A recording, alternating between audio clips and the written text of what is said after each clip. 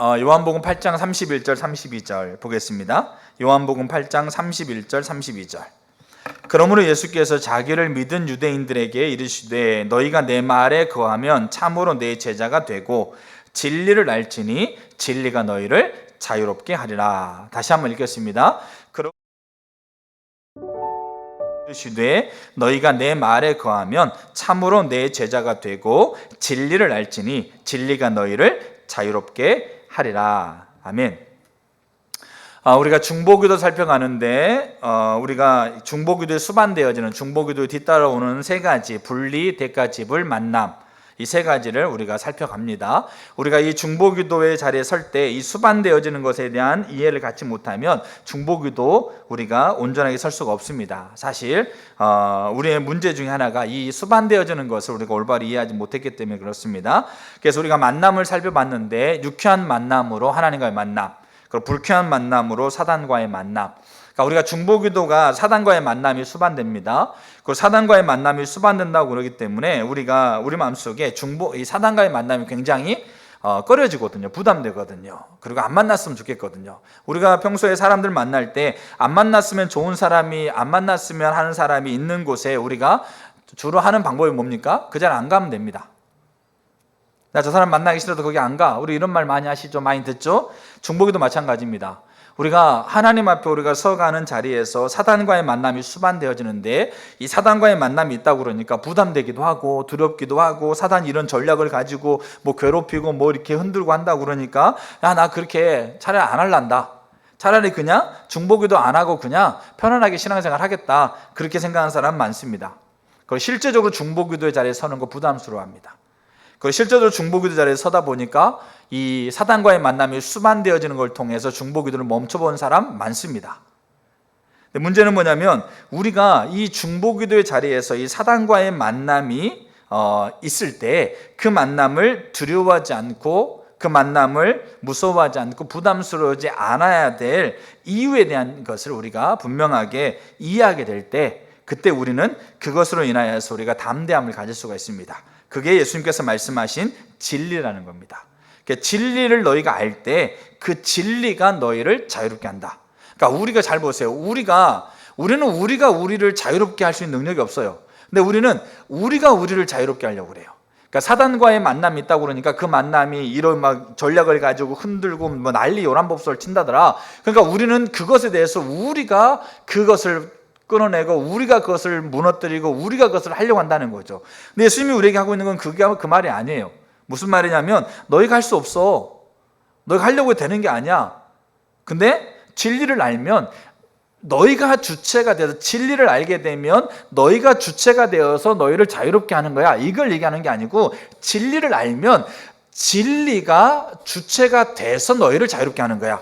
이렇게 얘기하고 있는 겁니다. 그래서 결국 뭡니까? 우리가 진리에 대해서 우리가 바른 이해가 필요하고 그 진리를 근거에 서는 게 필요합니다. 그럴 때 진리가 우리를 자유롭게 하는 거예요.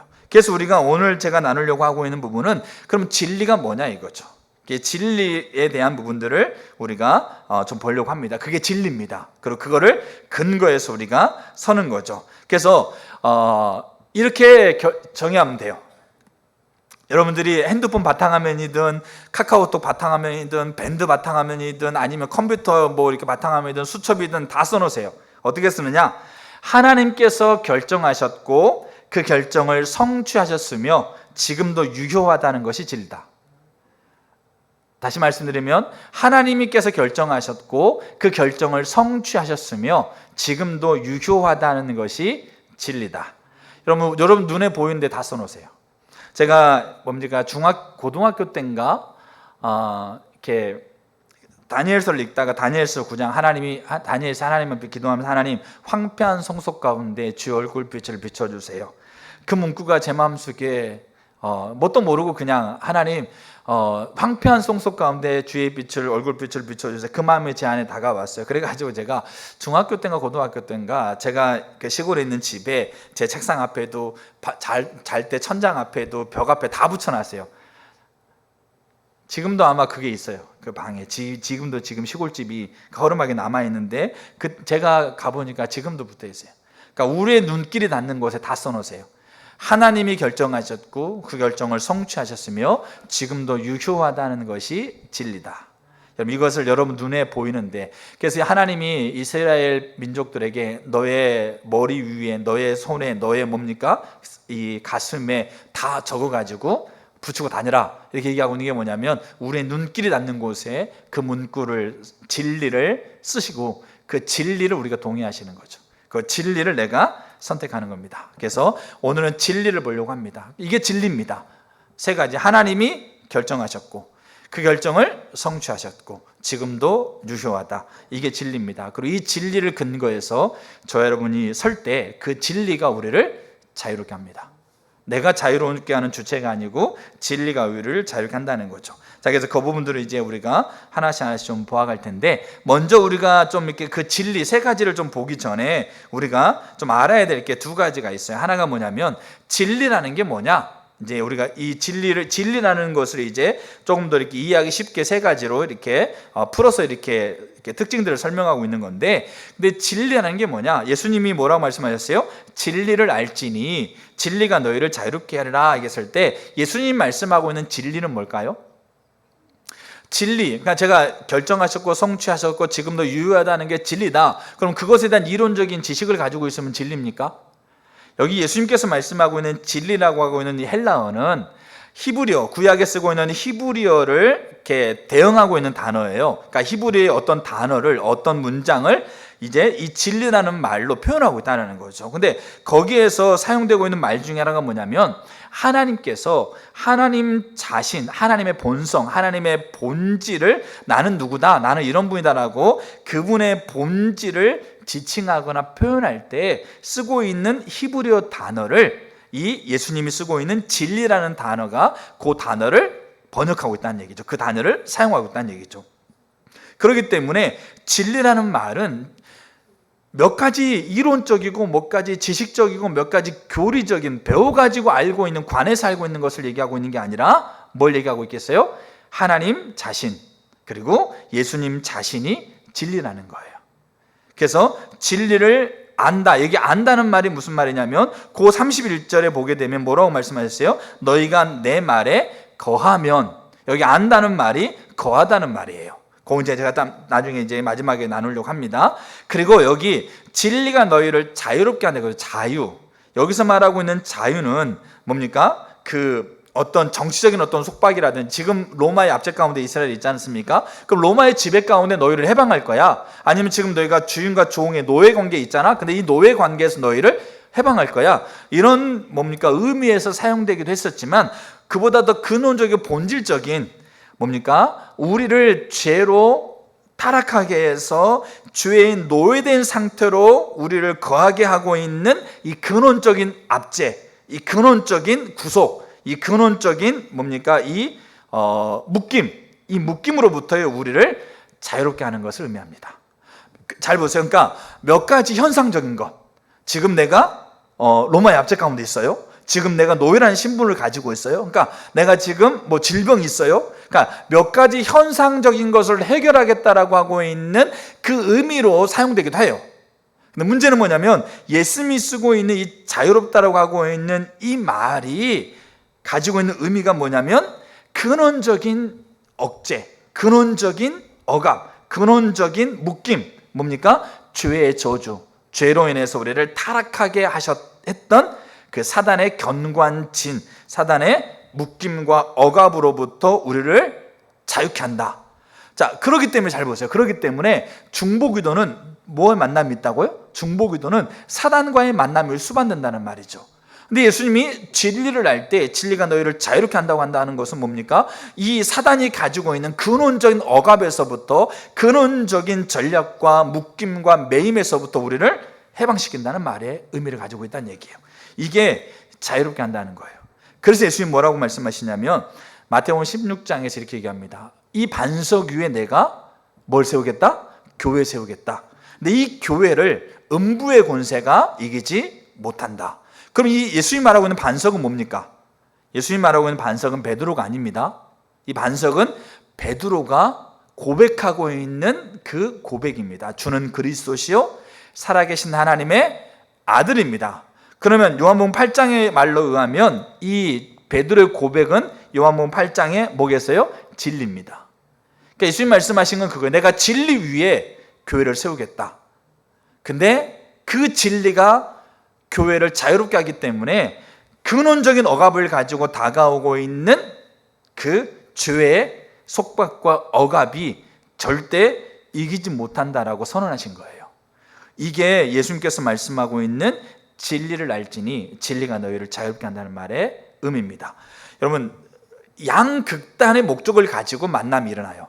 하나님의 만남은 우리를 하나님을 알게 하고 하나님과 친밀한 관계 안에서 하나님을 누리게 하고 하나님을 누림을 통해서 하나님 또한 제3자가 하나님을 누리게 하는 그 만남이 일어나지만 사단과의 만남은 그 하나님을 미혹해서 하나님과 만남에서 분리시키는, 그래서 하나님과의 만남은 사단의 영향력을 무력화시키고 사단의 지배권을 파한다는 얘기죠. 그 사단은 그 만남을 통해서 자기의 영향력을 회복하고 자기의 지배력을 강화하려고 만난다는 거죠. 그러면 이 두 만남 사이에 수반되는, 두 만남 사이에 또다시 벌어지고 있는, 뒤따라 나오고 있는 게 뭐겠어요? 치열한 다툼, 치열한 전쟁이 벌어질 수밖에 없다는 얘기죠. 근데 우리는 그 한복판에서, 이 전략적인 요충지 안에서, 그러니까 우리가 6.25 때 우리가 가장 치열했던 전쟁 중에 하나가 뭡니까? 백마고지 전쟁이라고 얘기합니다. 그러니까 10일 동안에 12번의 이 주인이 바뀌었어요.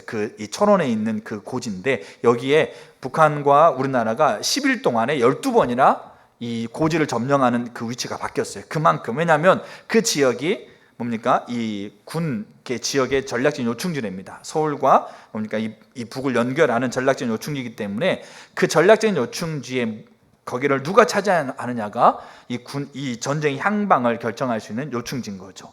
그렇기 때문에 치열하게 정말 많은 사람이 죽었고요. 10일 동안에 12번의 전투에서 12번의 전투를 벌리고 24번이나 고지가 바뀌었어요.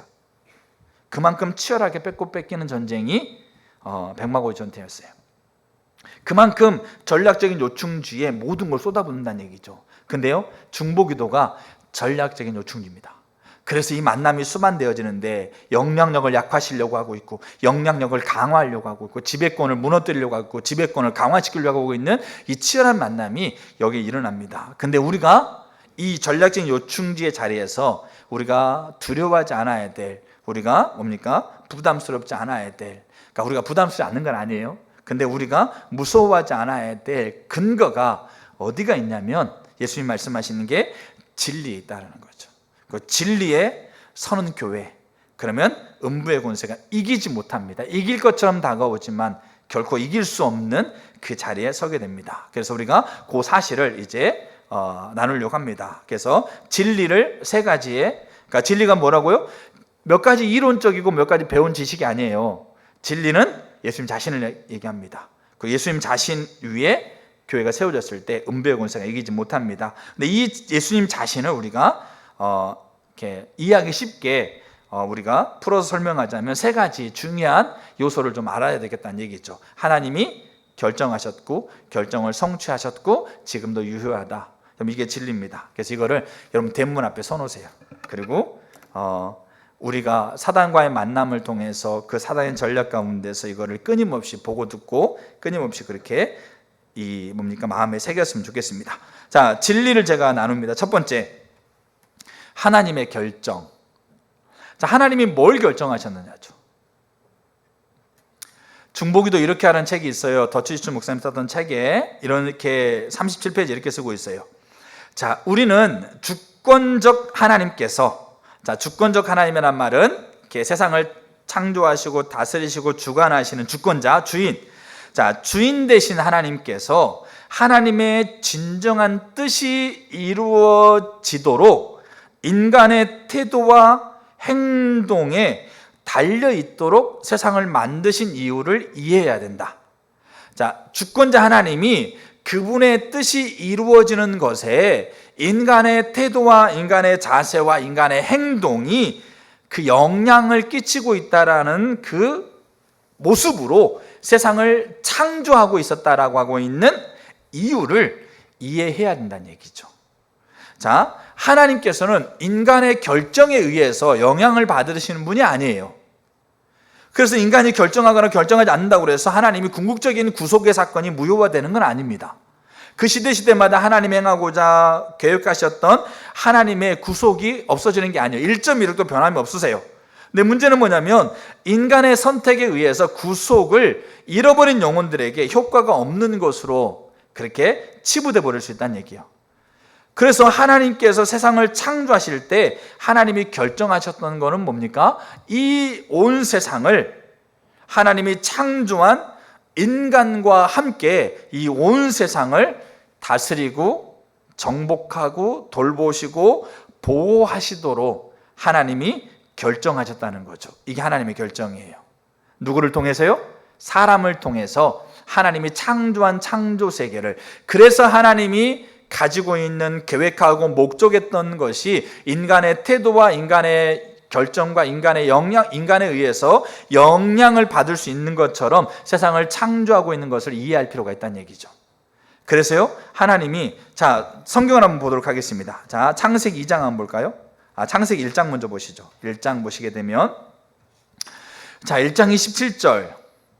하나님이 자기 형상 곧 하나님의 형상대로 사람을 창조하시되 남자와 여자를 창조하시고 하나님이 그들에게 복을 주시며 하나님이 그들에게 이르시되 생육하고 번성하여 땅에 충만하라, 땅을 정복하라, 바다의 물고기와 하늘의 새와 땅에 움직이는 모든 생물을 다스리라 하시니라. 하나님께서 사람을 창조하시고 땅을 정복하고 다스리고 운행하시고 그리고 지키시고 그리고 세워가는 일들을 맡기셨어요. 하나님께서 하셔야 될, 하나님의 주권자로서 하셔야 될 일을 하나님께서는 사람에게 위임하시고 사람을 통해서 그 일을 하시기로 결정하셨어요. 이게 하나님의 결정이에요. 그러고 나서 이제 창세기 2장 15절 한번 보세요. 그 아담과 하와를 이제 창조하신 거죠. 만드신 거죠. 그러고 나서 아담과 하와를 에덴 동산으로 들이셨어요. 그래서 여기 15절 보세요. 여호와 하나님이 그 사람을 이끌어 에덴 동산에 두으셨어요. 본래 사람은 아담과 하와는 에덴 동산에 있지 않았는데 에덴 동산을 창설하시고 하나님이 에덴 동산에 그 아담과 하와를 두셨어요. 두시고 나서 뭐 하게 하셨습니까? 그것을 경작하게 하셨어요. 알겠죠? 그것에서 일하게 하신 거죠. 그것에서 이 경작하다는 말이 정말 많은 뜻을 가지고 있어요. 일하다, 섬기다, 지키다, 예배하다, 보호하다, 그리고 관리하다, 감시하다, 그 다음에 세워가다, 다스리다, 수없이 많은 의미가 이 경작하다는 한 단어 속에, 영어 NIV에서는 워크라도 일하다 돼 있거든요. 이 한 단어 속에 정말로 수없이 많은 의미가 담겨져 있어요. 우리는 아니 하나님이 세상 다스리게 했으면 결정하는 자리에서 편하게 앉아가지고 자 이렇게 하라고 하면 되지, 실컷 다스리게 하라고 데려와가지고 실컷 뭡니까? 땅 파괴 안 해? 일하게 안 해? 이게 뭐 신앙생활 하면 하나님이 다 해준다고 하니까 편안하게 신앙생활 할 줄 알았더니 신앙생활 하니까 뭡니까? 죽도록 일만 시키네? 그럼 이게 아니란 얘기예요. 하나님께서 다스리고 정복하고 지키고 세워가는 그 하나님의 이 위대한 사역에 인간을 세우셔서 그 인간을 동참하게 하신 것, 이게 하나님의 결정이에요. 여러분, 그래서요, 하나님의 결정은 우리와 함께 우리를 통해서 일하는 것이지 우리와 동떨어져서 일하시는 것이 아닙니다. 그리고 이 하나님께서 하시고자 하는 이 일들을 하나님의 사람을 통해서 인간을 통해서 하시고자 하는 그 하나님께서 결정에 핵심적으로 사용되고 있는 게 기도예요. 다니엘, 아브라함, 그 다음에 느헤미야, 그리고 모세, 에스겔, 예레미야, 이사야, 여러분 이런 수없이 많은 사람들이 하나님이 하시고자 하는, 창조주 하나님께서 주권자로서 하시고자 하는 그 위대한 일에 동참하는 자로 섰는데 그 핵심적인 요소가 기도라는 거예요. 여러분 이게 하나님의 결정입니다. 이게 진리입니다. 여러분, 저와 여러분들이 지금 상태가 어떻건 상황이 어떻건 처지가 어떻건 하나님은 우리를 뭐 하셨다? 하나님께서 일하시는 그 하나님의 위대한 일에 함께 설 자로 우리를 창조하셨다.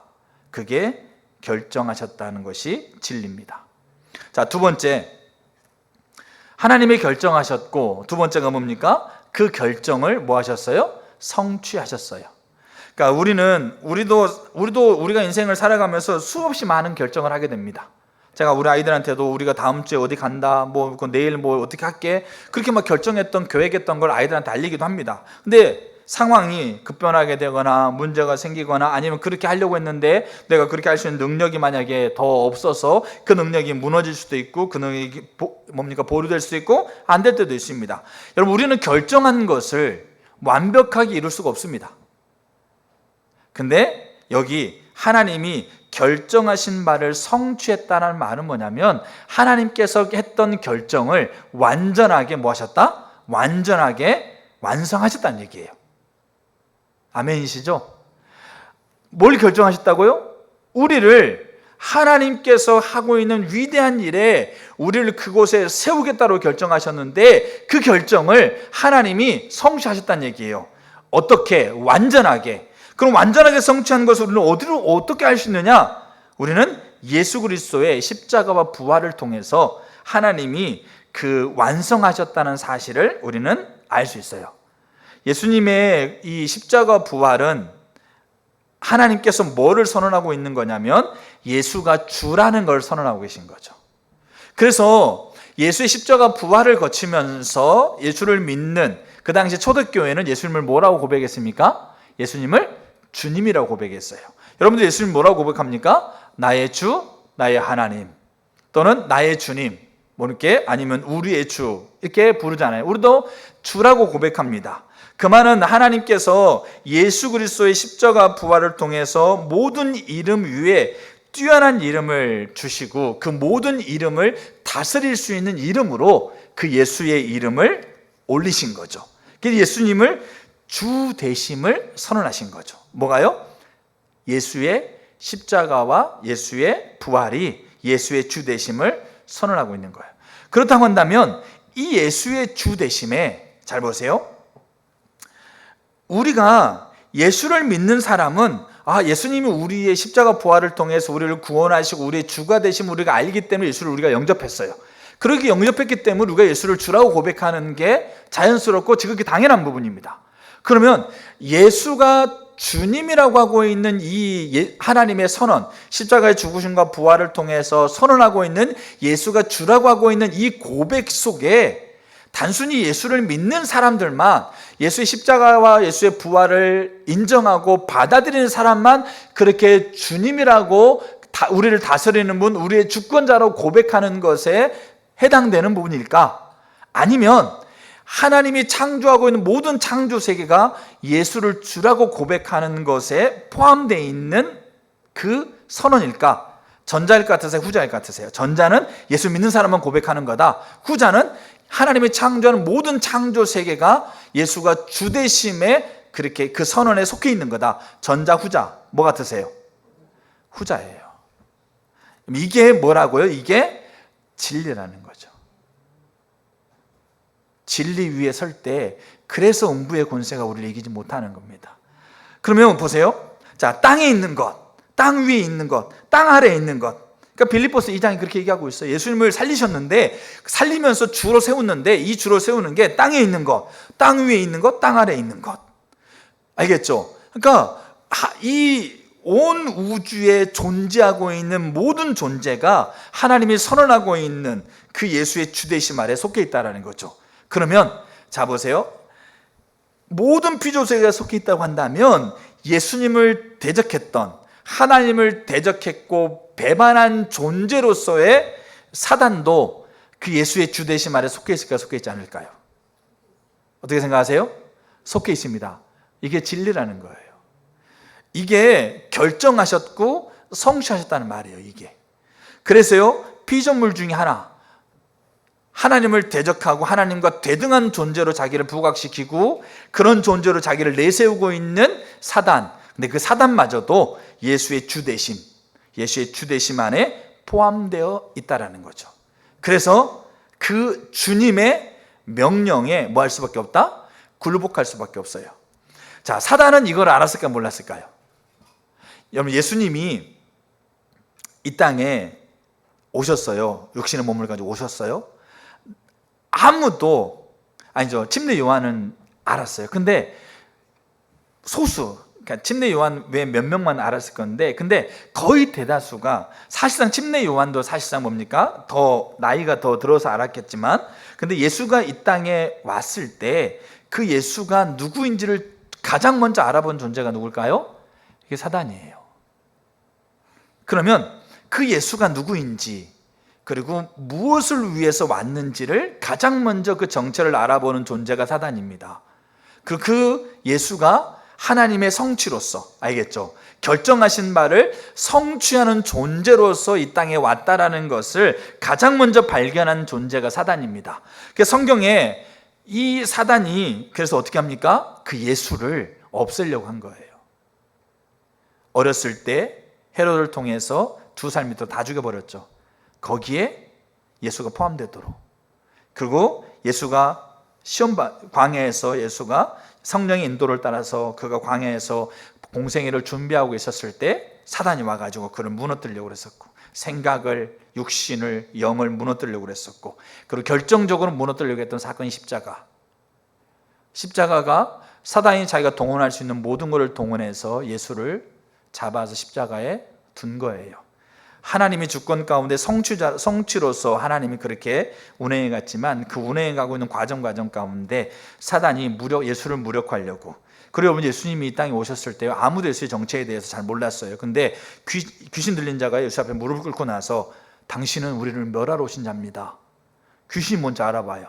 예수님이 뭐라고 그래요? 닥치라고 그랬어요. 귀신들한테.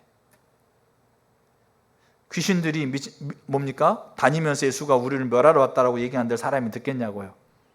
아직 하나님이 자기 자신을 드러내고 있는 그 상황 속에서, 자기 자신을 드러내고 있지 않은 상황 속에서 귀신 먼저 떠벌리는 것을 예수님이 금지시켰어요. 근데 문제는 뭐냐면 귀신이 그 정체를 알았어요. 두려워했어요. 그 앞에 무릎을 꿇었어요. 그래서 예수님은 귀신의 왕의 뭡니까? 영향을 받아가지고 귀신짓거리 하고 있다고 하면서 마리아를 흔들어가지고 마리아가 데려오면서 미쳤다고 하니까 아들 잡아오고 조롱과 멸시, 그러면서 예수님이 하나님의 성취로서 예수님이 이 땅에 오셨던 그 과정들을 어떻게 하려고요? 무력화하려고 사단이, 그 모든 자리 안에서 사단이 어떻게 했겠습니까? 자, 주 대심 아래에 들어가 있는 존재인데, 문제는 그 주대심을 반역하는 존재로서 그 하나님의 성취를 무력하기 위해서 모든 것을 다 동원했다는 말이죠. 근데 성공해서 실패했어요? 실패했어요. 십자가까지 가서 죽였는데 어떻게 합니까? 하나님이 죽음의 권세마저 깨뜨리고 살리신 거예요. 그래서 모든 이름이 뛰어난 이름으로 선언하신 거죠. 여러분, 이게 진리입니다. 그래서 사단이 전략을 바꿨어요. 어떻게 바꿨을까요?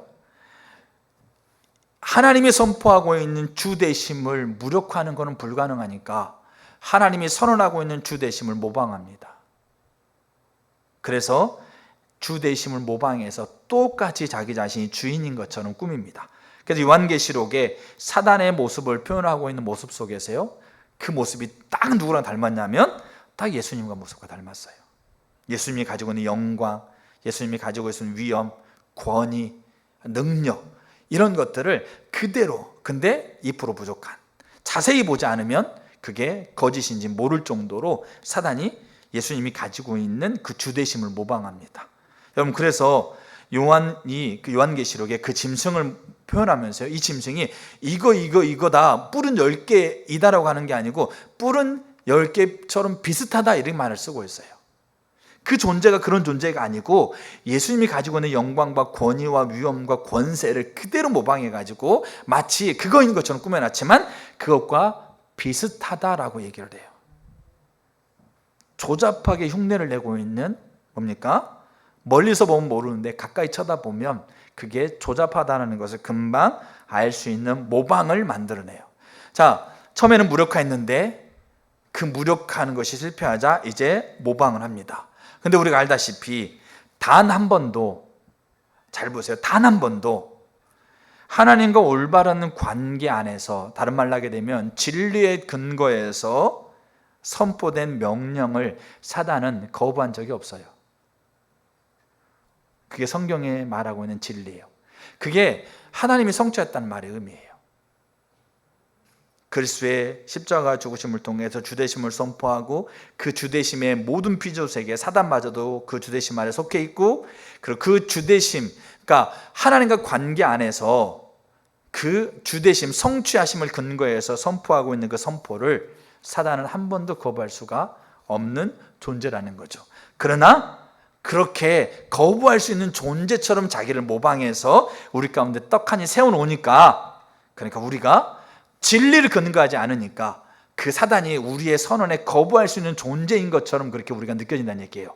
근데 뭐에 근거하라고요? 진리의 근거에서 설 때 이 진리를 바로 이해하게 되면, 이 진리가 뭔지를 알게 되면, 이 진리가 뭔지에 내가 거하게 되면, 그럼 우리의 눈이 밝게 보여요. 빤히 보면, 그게 정확하게 보게 되면 그게 거짓이라는 게 보인다는 얘기죠. 그게 아무런 힘이 없는 짝퉁 모조품이라는 게 보인다는 얘기예요. 근데 우리는 그냥 겉모습만 보고 우리의 선언에도 꿈쩍하지 않는 존재인 것처럼 우리가 그렇게 받아들이게 되고 그렇게 알게 되는 건 뭐냐면, 그 존재가 거대한 게 아니고 우리가 진리를 몰라서 그렇다는 얘기예요. 우리가 진리를 알지 못하고 진리에 서고 있지 못한다는 얘기죠. 그 진리가 단순히 이론에 불과할 뿐이라는 얘기예요. 그러니까 내가 선언해도, 내가 선포해도, 바울이 선포할 때는 귀신이 덜덜 떨며 떠나갔는데 스게 아들들이 선포하니까 바울도 알고 예수도 아는데 넌 누구냐 그러면서 예수의 이름이 무력화돼 버렸잖아요. 그건 뭐냐? 그들이 가지고 있는 예수의 이름 자체가 무력이 아니고 그들이 진리를 근거해서 그들이 서고 있지 않는 거예요. 단순히 이론적으로 바울이 얘기하고 바울이 하고 있는 모습 몇 가지만 보고 그냥 그대로 따라하고 있는 거라는 얘기죠. 근데 거기에 그 예수의 이름은 효력이 없게 돼 있어요. 사단은 자기가 진리를 거부할 수 있는, 그리스도의 주되심을 거부할 수 있는 존재로 자기 자신을 모방해서 그렇게 이 세상에 내놓고 있다는 얘기죠. 그리고 그러한 모습으로 우리와의 만남을, 알겠죠? 환경을 흔들고 감정을 흔들고 상황을 흔들면서 우리 가운데 그렇게 온다는 얘기죠. 그럼 우리는 어떻게 합니까? 그 존재가 환경을 흔드네. 우리를 죽을 것 같은 모습으로 우리를 삼켜 오려고 하고 있는 것에 우리가 우리의 선포에, 내가 보니까 나는 아주 작고 연약하면서 우리의 선포에 그들이 굴복할 수 있는 존재를 여기겠냐고요. 눈에 보이는 것, 느껴지는 것, 그 생각되어지는 것이. 근데 그게 아니란 얘기죠. 예수님이 얘기하십니다. 진리를 알면 너희가 주체가 돼서 너희를 자유롭게 하는 게 아니라 진리가 너희를 자유롭게 한다. 그래서 진리를 알아야 돼요. 진리는 하나님이 결정하셨어요. 결정을 성취하셨어요. 그리고 그 성취하신 결정이 뭐합니까? 지금도 유효합니다. 그러니까 200년 전, 1000년 전 아주 옛날에 있었던 사건, 그게 아니란 얘기죠. 그 진리가 성취됐던 게 우리가 성경을 보고 있는 게, 그렇구나.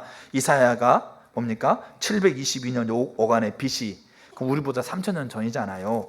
이때 살았다. 다윗이 그보다 300년, 1000년 전에 살았다. 그러니까 그때 그런 게 있었지 라고, 그때는 맞아 성취했지. 그리고 또 초기 AD 100년 때 그때 있었지. 그렇게 그 성취됐던 일이 아득하게 일어났던 사건이 아니고 어떤 거다? 지금도 유효하다는 것이 진리입니다. 이 진리의 근거에서 우리가 설 때 우리를 자유케 하시는 거죠. 그래서 우리가 이 만남 속에서 우리가 두려워하지 않는 게 뭐냐면 이게 진리 때문에 그런 거예요. 그러면 이 진리가 지금도 유효하다는 것을 알 수 있는 강력한 지표 두 가지가 있습니다. 진리를 보세요. 지금도 유효하다는 것을 우리가 알 수 있는 강력한 지표, 이 지계석이 되고 있는 게 두 가지가 있는데, 하나가 성령이고요, 두 번째가 믿음입니다. 성령이 이 진리가 지금도 유효하다라는 것을 우리에게 보여주고 있는 강력한 지표가 됩니다. 그럼 이거를 우리가 이제 이렇게 보면 돼요. 사도행전 1장 4절에 예수님이 부활하시고 40일 동안 이 땅에서 이렇게 부활하신 몸으로 이 땅에 계셨습니다. 그래서 수없이 많은 사람에게 예수님이 부활하셨음을 드러내셨어요. 그러고 나서 이제 예수님이 승천하십니다. 구름을 타고 하나님 우편에 이제 가시는 거죠. 승천하실 때 사도행전 1장 4절에 뭐라고 말씀하시냐면, 하나님께서 너에게 약속하시는 것을 기다려라, 이렇게 얘기하고 있습니다. 그럼 약속하신 게 뭡니까? 우리가 알다시피 그게 성령이죠. 자, 그러면 우리가 보세요. 예수님이 하나님이 결정하셨어요. 그러면 하나님이 세상을 창조하시고 세상을 다스리고 세상을 지배하고 있는 그 일들을 결정하셨고 그 일을 예수님의 십자가 부활을 통해 성취하셨다고 한다면, 그러면 이제 예수님이 부활하고 부활하시는 그 시점에서 이제 하나님의 자녀들은 뭐가 되고 있어야 돼요? 하나님의 자녀들은 세상을 다스리고 있는 그 모든 억압과 모든 것 뭡니까? 이 환난과 핍박에서 자유케 되어져서 세상을 다스리고 지배하고 있는 그 일에 있어야 돼요. 근데 여전히 그들은 지금 어떤 상황이에요? 예수님이 십자가에서 죽으시고 부활하셨고 40일 동안 세상에서 계셨음에도 불구하고 여전히 그들은 로마의 압제 가운데 있었어요. 여전히 그들은 유대인들의 핍박 가운데 있었어요.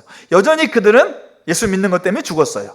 여전히 그들은 삶의 터전을 버리고 굴 속으로 들어갔어요. 여전히 그들은 경제적인 어려움을 겪었어요. 여전히 그들은 주변 사람들의 제시와 조롱과 무시를 당했어요.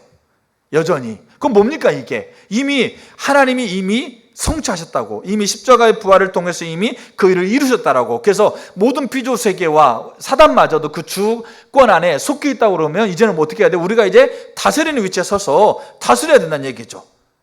우리가 신앙생활 시작하면 모든 게 다 오케이 되는 줄 알아요. 하나님이 우리의 아버지시고 전능자이시고 우리의 인도자라고 그러니까 내가 그 하나님만 믿으면 내 인생에 하나님께 내 인생을 다 책임져 줄 거라 여긴다는 거죠. 근데 여전히 우리가 환난이 있어요. 고통을 당해요. 아픔을 겪어요. 이해하지 못하는 환경이 생겨요. 자기의 삶의 터전을 버리고 도망가야 돼요.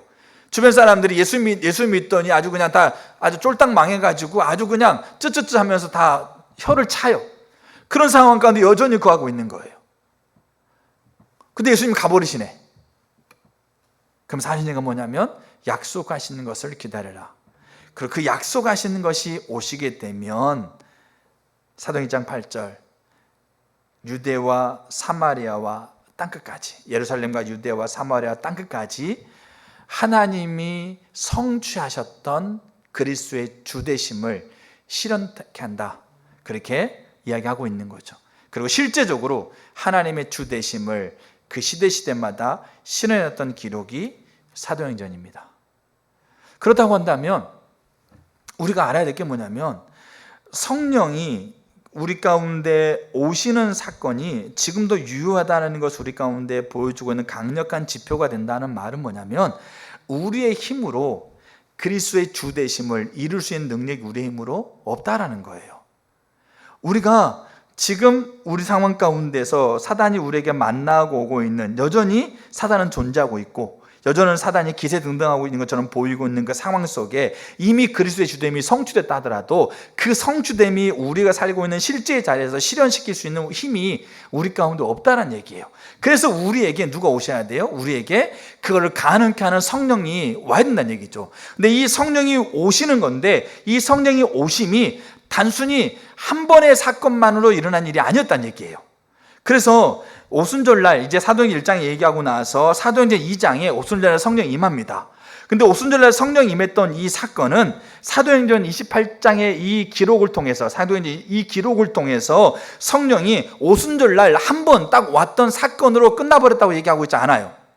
그럼 뭘 얘기하고 있느냐? 오순절날 한 번 임했던 성령이 그 성령의 임함을 받고 삶을 살아가고 있는 베드로, 야고보, 요한, 바울, 수없이 많은 스데반, 빌립, 수없이 많은 하나님의 자녀들에게 그리스도의 주 되심이 그 실제적인 자리에서 성취되고 있는 성령의 도우심으로, 성령의 함께 하심으로 임하고 있다는 것을 사도행전에서 보여주고 있다는 얘기예요. 그 말의 뜻은 뭐냐면 성령이 우리 가운데, 우리가 예수를 믿을 때 우리 가운데 성령이 오셔서 내주하세요. 우리 가운데 내 구원의 확신과 내 구원의 보증으로 우리 가운데 오신다는 얘기죠. 이거는 이례적인 사건입니다. 근데 문제는 뭐냐면 사도행전은 오순절날 단순히 딱 그 자리에서 오순절날 성령이 임하는 건 끝나는 게 아니라 그 이례적인 사건이 또 지속적으로 뭐하고 있습니까? 반복되고 있다는 얘기죠. 그러면 이 지금 와 있는 성령과 또 반복적으로 임하는 성령이 또 다른 성령이냐? 그럼 그렇지 않아요. 동일한 성령인데 우리는 성경에서 이해할 수 없는 영역이에요. 근데 성경은 분명하게 우리 가운데 내주하신 성령, 우리가 매 순간 삶 자리에서 급박하고 긴급한 필요를 채우시는 그 일을, 하나님의 일을 성취하고자 우리 가운데 임하시는 성령, 그 성령이 존재하고 있다, 성령이 임하고 있다는 것을 성경은 선포하고 있다는 얘기죠.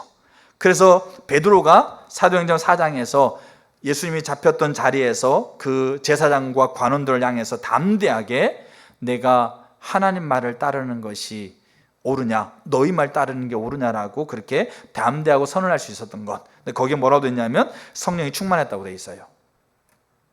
근데 오순절날 이미 베드로는 성령 받았거든요. 근데 2장에 성령 받고 4장에 성령이 또 임해요. 베드로한테 성령이 충만했다고 그러거든요. 안디옥 교회에서 바울과 바나바를 파송했을 때 이미 그들은 성령이 임한 자예요. 근데 바울과 바나바를 파송했을 때 성령이 그들을 보냈다고 돼 있어요. 그러니까 이게 그 성령이 우리 가운데 내주하시고 능력으로 임하시는 그 이 성령의 모습이 우리 가운데 있다는 얘기죠. 그래서 이 로이존스 목사님이 쓰고 있는 성령이라는 책에서 이렇게 쓰고 있어요. 보세요. 자, 만약 우리가 그리스도인들이면 그리스도께서 우리 안에 계시고 성령을 통해서 우리 안에서 역사하고 계십니다. 자, 이런 역사의 결과로 그분께서는 우리의 영들을 이미 구원하셨고 우리의 몸의 구원의 과정에도 또한 계시고 마지막 그것들을 완전하게 구원하실 것이다. 그러니까 우리의 영을 구원하시고 우리를 우리의 몸을, 그분은 이렇게 표현한 우리의 몸을 구원해가는 과정, 성화의 과정, 그리고 우리가 하나님 앞에서는 영화롭게 된 영화의 과정, 이 전반의 과정 가운데 뭐가 역사하실 거라는 거죠? 성령이 역사할 거다. 그러니까 이승현 박사가 썼던 성령이라는 책에도 똑같이 얘기하고 있어요. 보세요. 자, 성도들이 선물로 받았던 성령은 성도들이 과거에 경험하였던 회심 순간에만 함께하는 분이 아니다. 그 회심을 시작으로 해서 주님의 재림을 향해서 끝없이 진행되고 있는 성화와 영화의 전 과정 속에서 부활하신 그리스도의 능력 있는 임재, 이게 하나님이 성취하고 있는 주되심이에요. 이 주되심을 나타내면서 성도들과 늘 함께하고 있는 분이다.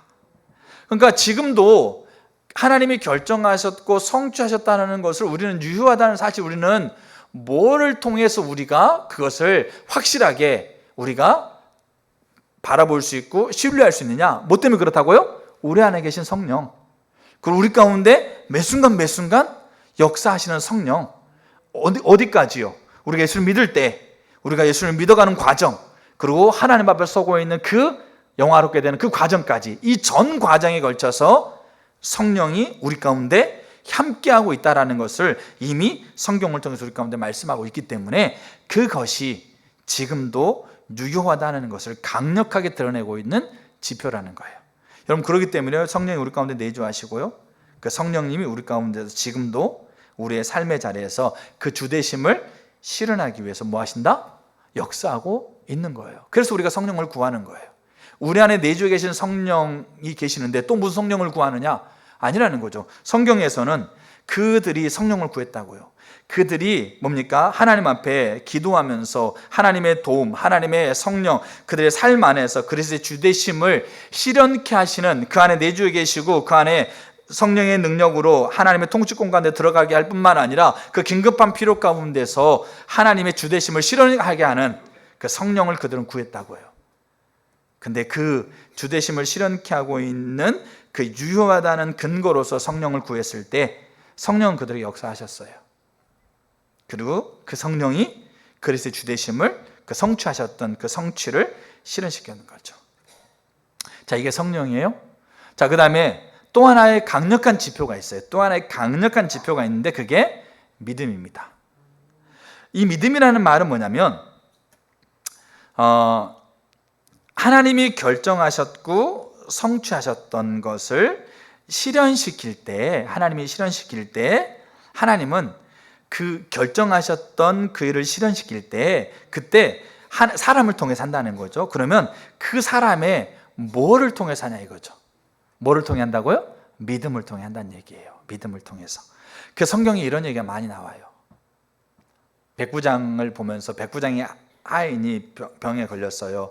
사람 보내가지고 예수님께 오셔가지고 고쳐달라고 그래요. 근데 예수님이 간다고 그러니까 백부장이 뭐라고 그러냐면, 나도 군대 군인으로서 내가 명령하면 내 부하들 다 합니다. 예수님이 내 집에 오는 걸 내가 감당하지 못하겠습니다. 예수님이 말만 하면 내 하인은 고쳐집니다. 이게 백부장의 믿음이었어요. 예수님 뭐라고 그래요? 내가 이스라엘에서 이만한 믿음 보지 못했다. 하인이 고쳐져요? 자, 마태복음 9장에서 중풍병자, 혈루증 앓는 여인, 소경, 너의 믿음이 너를 구원했다.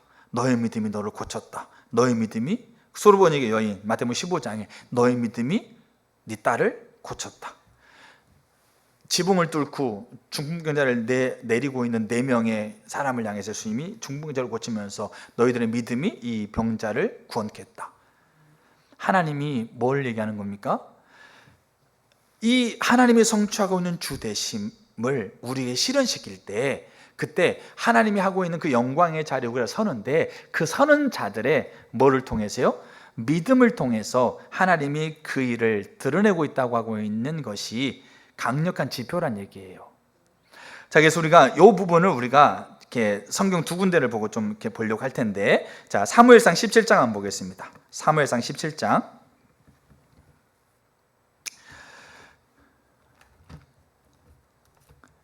사무엘상 17장. 정말 중요한 부분입니다. 자, 45절. 사무엘상 17장 45절입니다. 같이 보겠습니다. 다윗이 블레셋 사람에게 이르되, 여기 블레셋 사람 누굴까요? 골리앗을 얘기합니다. 자, 블레셋 사람에게 이르되, 골리앗으로 대변되고 있는 블레셋 사람들을 의미하기도 하죠. 자, 너는 칼과 창과 단창으로 내게 나아오거니와 나는 만군의 여호와의 이름 곧 내가 모욕하는 이스라엘 군대의 하나님의 이름으로 내게 나아간다. 이렇게 돼 있어요. 근데 여기에 우리가 만군의 여호와의 이름이라고 다윗이 하나님을 고백합니다. 하나님을 믿는다는 거죠. 근데 여기에 다윗이 만군의 여호와라고 하고 있는 그 이름을 믿는다는 것이 뭘 의미하는지를 다윗이 요 뒤에 쓰고 있어요. 이게 중요한 거죠. 뭐냐면 이스라엘의 군대 하나님, 그 말은 이스라엘 군대를 지휘하고 계시는 하나님이라는 말의 의미예요. 그러면 이게 이제 저를 보세요. 자, 만군의 여호와라는 말은, 만군은 땅과 하늘과 하늘 아래에 있는 모든 자들을 지휘하고 통솔하는 그 하나님이라는 말의 의미입니다. 천사들마저도 그 하나님의 지휘권 안에 있다는 얘기죠. 근데 하나님은 그렇기 때문에 이스라엘도 지휘하시고, 그 다음에 블레셋도 지휘할까요? 지휘하지 않을까요? 지휘하신 분이세요? 알겠죠? 자, 근데 여기 지금 다윗이 고백하고 있는 건 뭐냐면, 지금 이 전쟁의 자리에서 하나님이 지휘하고 있는 군대는 어디다? 이스라엘이라는 얘기예요. 그러면 하박국이 하나님 앞에 기도했을 때가 있어요. 하나님, 의로운 자들이 고통당하고 의롭지 않는 자들이 잘 됩니다. 이게 뭡니까? 이렇게 기도했죠. 그때 하나님께서 내가 의롭지 않는 자들을 갈대아인을 들어서 내가 이들을 심판하겠다. 하박국이 더 화가 나가지고, 하나님, 우리도 잘못 살지만 그래도 저들보다는 좀 나은데 우리보다도 정말 타락한 저들을 들어서 우리를 심판한다는 게 말이 안 됩니다. 이렇게 따지잖아요. 근데 여기에 중요한 포인트가 있어요. 하나님이 블레셋, 아수르, 페르시아, 로마, 이 군대도 하나님이 뭐 할 수 있다? 지휘할 수 있다는 얘기예요. 그래서 예레미야 시대 때 하나님이 지휘하고 있는 지휘의 위치가 이스라엘이었을까요? 블레셋이었을까요? 우리는 만군의 여호와 그러면 우리는 당연히 우리를 지휘한 줄 알아요. 근데 예레미야 시대 때 하나님이 지휘하고 있는 군대는 블레셋이었어요. 이스라엘이 타락했기 때문에 하나님이 블레셋을 들어서 그래서 이스라엘을 지금 심판하고 있다는 얘기죠. 하나님이 만군을 지휘한단 말이에요. 만군을 지휘할 때 그 지휘권이 우리에게만 있는 게 아니라 그 상대방 편에도 있다는 얘기예요.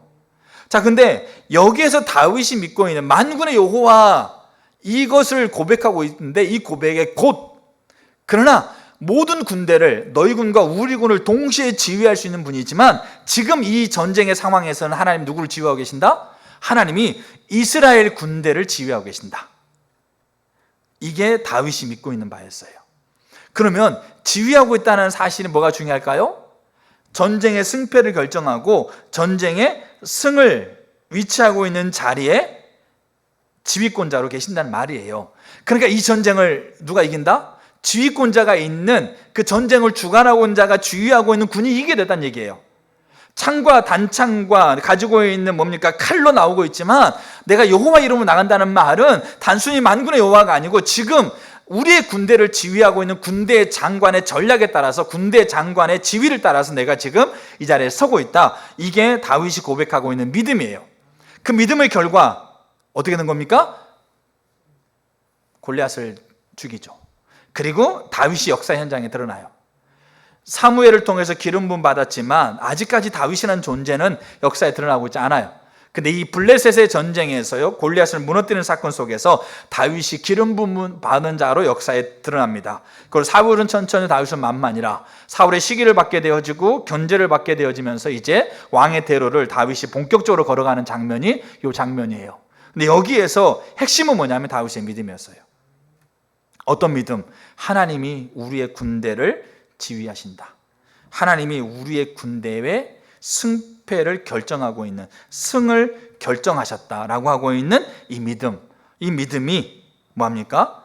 다윗으로 하여금 전쟁에서 승리하게 하는 하나님의 주 되심을, 하나님이 만군의 여호와 되심을, 하나님이 모든 군을 통솔하고 승패를 결정하고 있는 이 선언을 어떻게 하신 겁니까? 그대로 실현시키는 장면이라는 얘기죠. 이게 믿음입니다. 뿐만 아니라 갈라디아 3장 한번 보겠습니다. 자, 갈라디아 3장. 자, 2절 한번 보시겠습니다. 대표적인 구절이죠. 갈라디아 3장 2절. 내가 너희에게 다만 이것을 알려 하노니 너희가 성령을 받은 것이 율법의 행위로냐 듣고 믿음으로냐. 그러니까 성령 받은 것이 뭘로 인해 가능하다는 거죠? 율법의 행위가 아니고 듣고 믿음. 근데 여기 성령을 받는다는 말이 우리가 많이 들었던 것처럼 완료형으로 되어 있어요. 완료형은 과거에 저는 결혼했습니다. 이 말은 뭡니까? 지금도 뭐 결혼을 하고 있습니다. 앞으로도 결혼할 겁니다. 이게 아니고 어느 과거 한 시점에 결혼했다는 거죠. 한 사건. 성령을 받았다는 말이 완료형으로 됐다는 말은 지금도 받아가고 있는 게 아니고 여기 한 사건 속에 우리가 성령을 받은 걸 얘기한다는 거죠. 그럼 이 사건은 무슨 사건을 얘기할까요? 우리에게 성령이 우리 가운데 성령이 처음 받은 사건이 어떤 사건이겠어요? 우리가 구원받을 때, 예수님을 영접할 때 성령이 동시에 우리 가운데 내주하시는 거죠. 근데 이게 뭐로 가능하다? 이게 믿음으로 가능했다는 얘기죠. 알겠죠? 자, 근데 5절에 보게 되면 바울이 또 이런 얘기를 써요. 갈라디아 교회에게 너희에게 성령을 주시고 너희 가운데 능력을 행하시는 이의 일이 율법의 행위에서냐 혹은 듣고 믿음에서냐. 여기 성령을 주시고 했을 때 이 주시고라는 말이 현재형이에요. 그러니까 어느 과거의 한 시점에 뭡니까? 일어났던 사건이 아니라 현정이라는 말은 지속되고 있는 사건. 그러니까 에베네셀 하나님이라고 하고 있는 것은 여기까지 우리를 도우셨다는 얘기죠. 그럼 여기까지 도우셔 끝났다 이게 아니고 그 다음날 지나면 그 다음날에도 여기까지 도우시는, 그러니까 지속적으로 현재형으로 나를 돕고 있는 말이 에베네셀이라는 말의 의미인 거죠. 자, 그래서 바울이 얘기하고 있는 게 뭐냐면 너희가 성령 한 번 받았던 건 믿음으로 가능했지. 근데 지금 너희 가운데 성령을 주시는 거 뭐로 가능해? 뭐로 가능하다는 거죠? 믿음으로 가능하다는 거예요. 그러니까 믿음이 성령께서 우리 가운데 지금도 우리 가운데 임하시는 가장 결정적인 지표가 된다 이거죠. 그렇기 때문에 보세요. 하나님이 결정하셨고 하나님이 성취하셨다는 것이 지금도 유효하다는 그 강력한 지표로서 무엇을 우리가 보아야 되냐면 성령과 믿음이란 얘기예요. 그래서 성령이 우리 가운데 내주하셨고 우리 가운데 현정으로 우리 가운데 임하셔서 그리스도의 주되심을 실현할 때 그때 뭐로요? 믿음을 가지고 거기에 반응하는 것을 통해서 지금도 그 일을 실현시키고 있다라고 하고 있는 것이 성경이 말하고 있는 강력한 지표란 얘기입니다. 이게 뭐겠습니까? 이게 진리입니다. 저 여러분들 삶 가운데서 사단의 만남을 통해서 사단이 전략적으로 환경을 흔들고 몸을 흔들고 감정을 흔들고 관계를 흔들고 생각을 흔들고 온 우주를 다 흔들어도 진리를 근거에 서면 진리가 우리를 자유롭게 한다는 얘기죠. 음부의 권세가 이기지는 못한다. 이게 진리란 얘기예요. 그래서 하나님이 결정하셨고 결정하는 바를 성취하셨고 지금도 유효하다는 것이 진리다. 이거를 근거해서 서시는 거예요. 그러게 될 때 뭡니까? 사단의 전략은 무력화됩니다. 실제적으로 사단이 쏘고 있는 수없이 많은 불화살들은 소멸됩니다. 무력화되어지고요. 우리가 그렇게 하나님 앞에 설 수 있습니다. 그 믿음이 뭐냐? 그러면 인격적인 하나님을 신뢰하고 매번 새롭게 하나님 앞에 걸고 하나님을 전부 삼고, 우리가 믿음에 대한 얘기 많이 들었어요. 그러니까 믿음을 살펴보는 시간이 아니기 때문에 이 두 가지 강력한 지표, 그래서 성령 그리고 믿음이라고 하고 있는 강력한 지표를 통해서 하나님은 그 하나님의 주되심을 오늘도 실현하고 있다. 그래서 우리는 잘 보세요. 그 우리 안에 내주하시고 우리 가운데 현장으로 임하시기를 원하시는 성령을 우리가 믿음으로 근거해서 서는 것, 이게 진리의 근거에 서는 거예요. 저 여러분들에게 이 진리가 깨닫게 되기를 축복합니다. 제가 1부 때 말씀을 나누는데 뭡니까? 그 말씀을 다 나누고 기도하려고 서는데 뭔가 이렇게 뿌해서 잘 이해가 안 되는 부분이 느껴졌어요. 그래서 참 제가 많이 마음이 좀, 왜냐면 제가 잘못 나눠서 그럴 수 있으니까 마음이 많이 부담스러웠어요. 근데 오늘 1부, 2부 찬양이 다 뭡니까? 이 오늘 제가 나누고자 하는 이 말씀과 다 연결되는 찬양이어서, 그러면 제가 이렇게 찬양하고 있는데 제게 하나님 좀 그런 마음을 주셨어요. 강력하게 얘기해라. 뭐냐면 여기 제가 와서 쓴 거예요. 하나님이 결정하시고 결정을 성취하셨고 지금도 유효하다는 거에 진리다. 여러분 이거를 여러분 핸드폰 바탕화면에 여러분 집 앞에 대문짝만하게 현수막을 걸어가지고 대문 앞에 써놓으세요. 오며 가며 나갈 때마다 보세요. 집에 나갈 때마다 이게 진리구나. 집에 들어올 때마다 이게 진리구나. 집 안에 원수가 있는데 원수 앞에 설 때 이게 진리구나. 집 밖에 원수가 있는데 원수가 이게 진리구나. 환경이 질척 같고 환경이 완전히 나를 집어삼키려는 환경에 나가려고 할 때 이게 진리구나. 진리를 진리되게 하세요. 그러면 자유합니다. 그러면 이길 수가 없게 돼 있어요. 근데 우리는 중보기도의 이 만남이 수반되어지는 걸 통해서 우리를 속이고 우리를 억압하고 우리를 규제하고 우리를 뭡니까? 무너뜨리려고 무력하려고 하는 것에 이 진리가 중보기도 하는 자마저도 이 진리가 선명하게 인식되고 있지 못하기 때문에 믿음 생활은 둘째치고 가장 강력하고 가장 결정적인 요충지 자리인 중보기도 서지 못해요. 그래서 우리의 중보기도가 무력화된다니까요. 껍데기만 남게 되어지고 껍데기 자체도 없어져 버리는, 기도해도 의미가 없고 기도해도 소용이 없다라고 하고 있는 것에 아주 그냥 머리에 박혀 있어요. 기도하면서도 기도를 들어주신다는 기대 자체를 안 해요. 하나님의 사람들 자체가. 왜냐하면 그게 이미 진리의 근거에 서고 있는 삶이 안 돼 있기 때문에 그렇다는 얘기죠. 자, 이게 진리입니다. 자, 이제 마지막으로 이제 한 부분만 나누려고 합니다. 이게 진리이기 때문에 우리에게 필요한 게 한 가지가 있어요. 그게 뭐냐면 지속적으로 진리를 선택하는 겁니다. 지속적으로 진리를 선택하는. 제가 성경을 보면서 예수님이 있지 않습니까? 공생의 3년 반이라는 공생의 사역을 했어요. 공적인 사역. 그러니까 하나님이 이 땅에 보내신 메시아로서의 사역이 공생의 사역인데 3년 반 또는 3년을 사역하셨는데 예수님의 사역 가운데서요, 귀신 들린 자, 눈먼 자, 걷지 못한 자, 보지 못한 자, 듣지 못한 자, 죽은 자 예수님이 다 고치셨어요. 그리고 각색 질병 병자를 다 고쳤어요. 근데 예수님이 그렇게 고치실 때 예수님이 한 번 명령하면, 한 번 손대고 한 번 선언하면 그대로 됐어요. 근데 성경에 딱 한 군데 예수님이 한 번 했는데 안 된 데가 있어요. 있을까 없을까요? 있어요. 제가 있다고 그랬잖아요. 있어요. 그게 어디냐면 마가복음 8장입니다. 예수님이 어느 날 눈을 못 보는 소경을 보면서 그 소경이 이렇게 눈에 안수했어요. 그래서 안수하고 나서 보통 같으면 한 번 안수하거나 선언하면 다 깨끗하게 다 됐어요. 근데 예수님이 소경의 눈에 안수하고 나서 예수님이 소경한테 뭐가 보이냐 물어봤어요. 그래서 소경이 뭐라 그래요? 뿌옇게 막대 같은 거 지나다닙니다. 그러니까 이게 사람들이 지나다니는 것이 그냥 뿌옇게 그냥 이렇게 막대 같은 게 지나다닙니다. 근데 예수님이 그때 성경에 이렇게 돼 있어요. 8장에 다시 안수했어요. 그래서 이 소경의 눈이 깨끗하게 보여요. 우리가 보세요. 잘 봐야 할 게 뭐냐면 예수님이 만약에 한 번 안수하고서 뭐 보이냐 했더니 뿌옇게 뭔가 사물이 인식되는 거죠. 원래 깜깜했다가 사물이 인식되니까 뿌옇게 인식됩니다. 그러니까 그래 그걸로 됐다.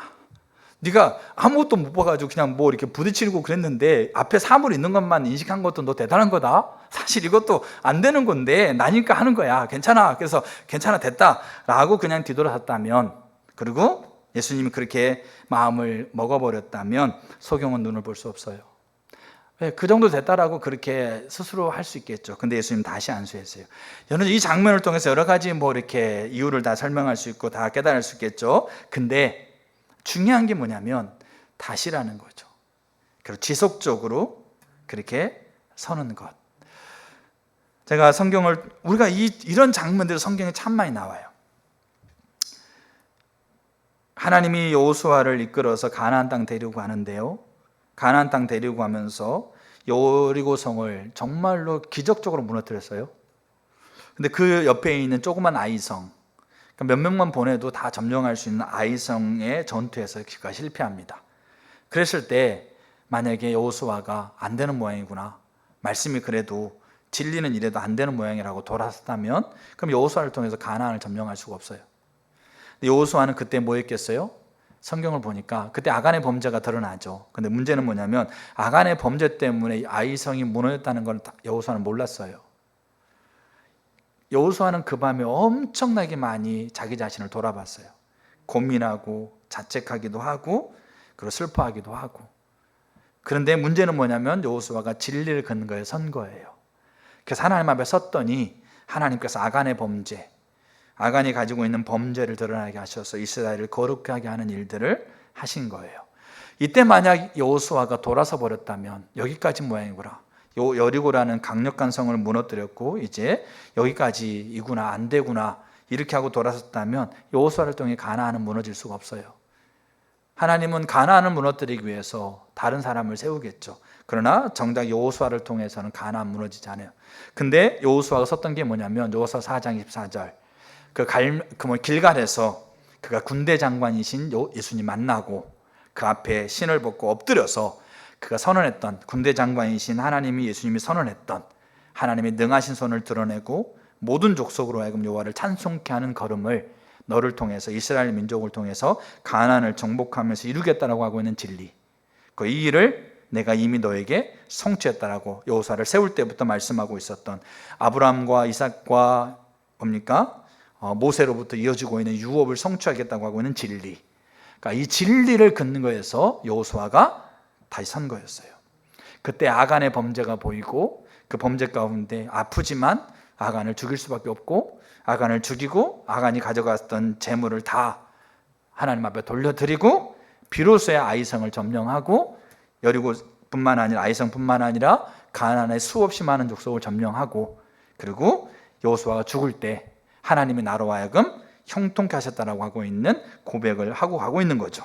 그 말은 즉슨 뭐냐면 우리가 이 진리를 알아서, 우리가 이 진리를 가지고 한번 선포한다고 해서 사단이 무너지지 않을 수 있다는 얘기죠. 사단이 떠나가. 근데 문제는 뭐냐면 사단은 너무나도 비열하고 너무나도 창피를 모르는 존재야. 그 똑같은 범죄가 드러났어. 천하에 완전하게 막 까발려져 가지고 그 사단의 이 짓인지를 알아. 다 드러났어. 근데 그 다음에 또 그걸 와. 이게 사단이에요.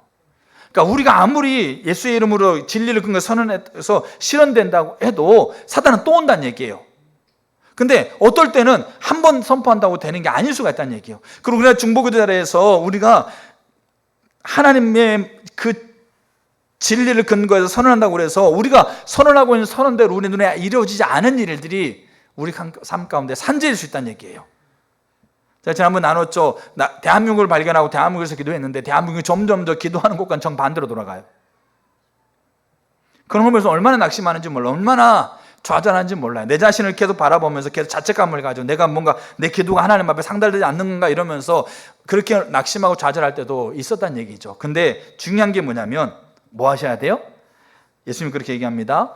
진리를 알지니, 이게 31절에 내 말에 거하면, 알겠죠? 이 거하다는 말이 요한복음 15장에 나와 있는 8장에서 연결되고 있는 15장에 나와 있는 가지가 나무에 붙어 있으면, 한 번의 사건이 아니라 지속적으로 붙어 있는 거예요. 끝까지 붙어 있는 거예요.